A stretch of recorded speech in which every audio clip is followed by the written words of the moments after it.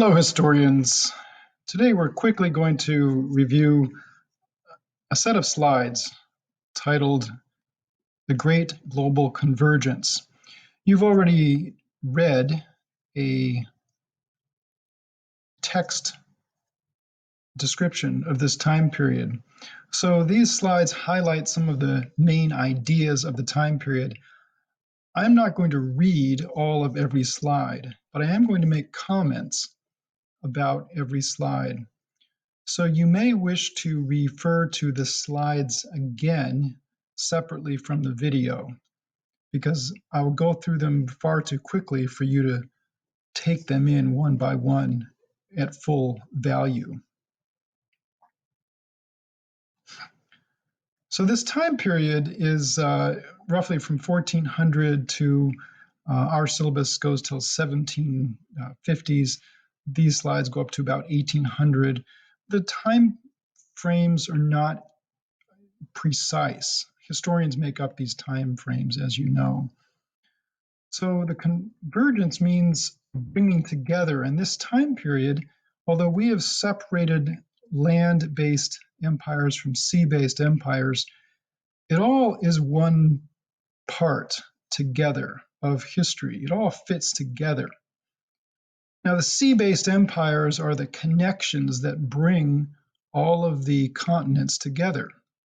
All meaning America now gets connected to Europe, Africa, and Asia. So there are some continuities during this time period, and it's important to note these continuities because oftentimes we think of this time period as simply a time of change, but there are many continuities. There's continued scholarship, trade, movement of money, people, and ideas, and struggles related to governance. And we've already addressed some of these when we've talked about governance in empires. There were dramatic changes happening everywhere in the world, but Europe gets a focus because it's changes in Europe that promote the connection between these regions. I've listed these changes and each one of them bears a focus. First set of changes are often grouped under a title called Renaissance, and that included developments in the sciences, philosophy, and arts in Europe after 1400. It included an emphasis on education. Now, university isn't like the kind of university that we think of today, but it is much more like the kind of education that we think of today than what occurred prior to this time period. It was a gathering of scholars in a single location, often sponsored by churches or rulers in order to promote the extension of knowledge. Printing makes text and images that are carved into blocks and used on the presses, text much more widely available. It first begins in China and Korea, and the technology is developed also in Europe. There's some debate about how much each of these influenced each other. That debate is not important for us, but it is important to know that printing technology developed in multiple places. It has the most effect in Europe, however, partly because European printing required fewer letters, and no letters at all in China, where characters were used. There were huge changes in terms of religion, and in our day and age, we sometimes think of religion as somewhat peripheral, on the edges of things, but religion has historically been at the center of governance and society. These changes were evident in Europe with the Reformation, led by Martin Luther, and then the Counter-Reformation. evident in China by Neo-Confucianism and changes in the Ming Dynasty that prompted the end of their sea-going exploration. And then there were changes in Islam with Muslim reformist groups and more radical groups developing in Africa and Arabia.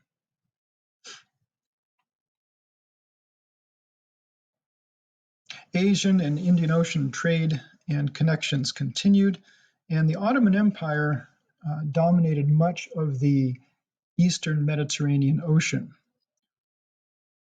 That was partly the reason for Europeans thinking about going around Africa to get to Asia to avoid the Ottoman Empire and the middlemen of the Ottomans and Arab traders of Arabia. You've already read about technologies and seen a video on technology, so I'm not going to emphasize this, but this is another huge change that most profoundly affects European explorers. European exploration begins tentatively along the coast of northwest Africa and then expands dramatically in the last years of the 15th century and into the 16th century.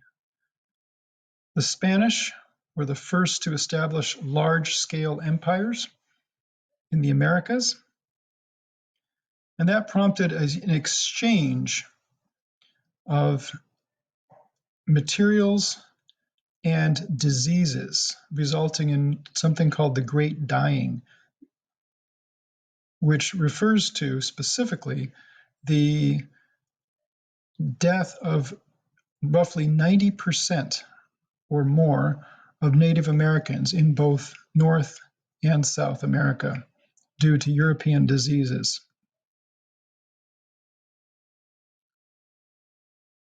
Okay. During this time period, we see a growth of slave trade and a type of slavery that had not existed on this scale before. The movement of slaves from Africa to the Americas was an unprecedented volume and had an extent of cruelty that had not been evident in slave practices on such a large scale ever before or since in human history.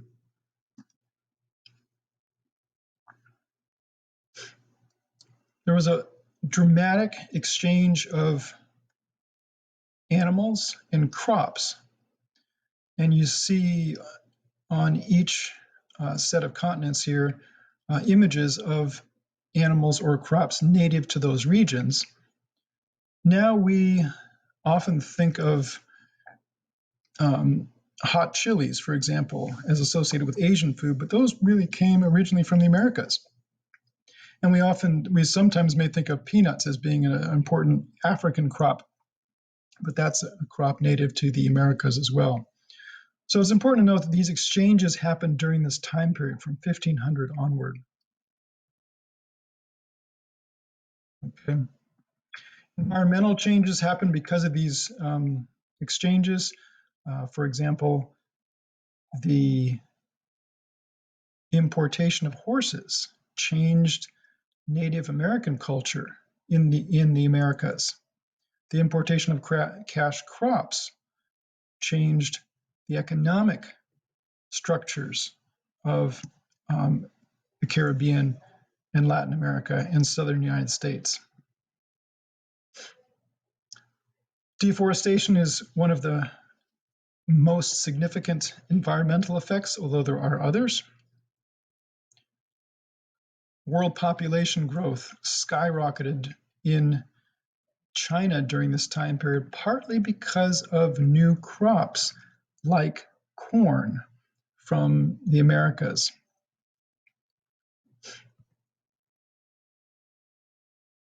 Both Islam and Christianity spread widely during this time period, primarily because of trade and because of missionary efforts in, in, both religions. Again, we mentioned the importance of printing. Printing had one important side effect, and that was the dissemination of scientific information. And the role of the printing press in what is called the scientific revolution should be acknowledged. Okay. Good. We already talked about maritime technologies, and you've read about that. Trade now encircles the globe. So we have primarily European, but not exclusively, ships connecting the Americas across the Pacific, across the Atlantic, and between Asia and Europe.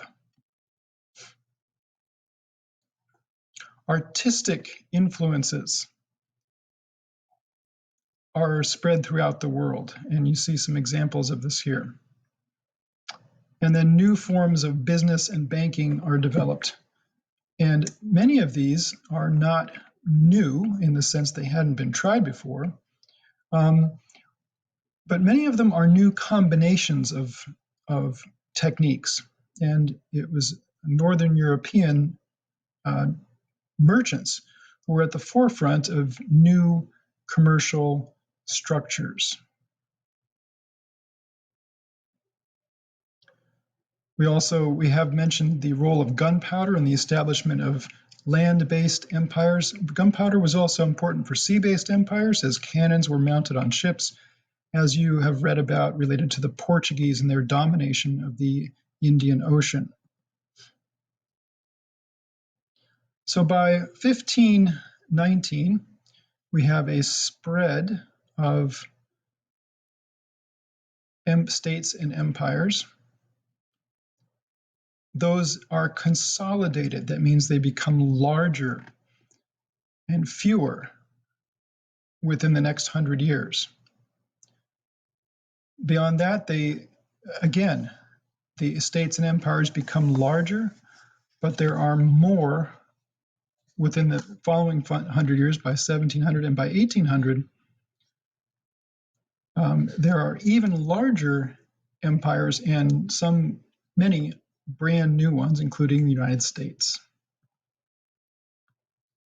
During this time period, we have the development of absolute power that is expressed in new ways.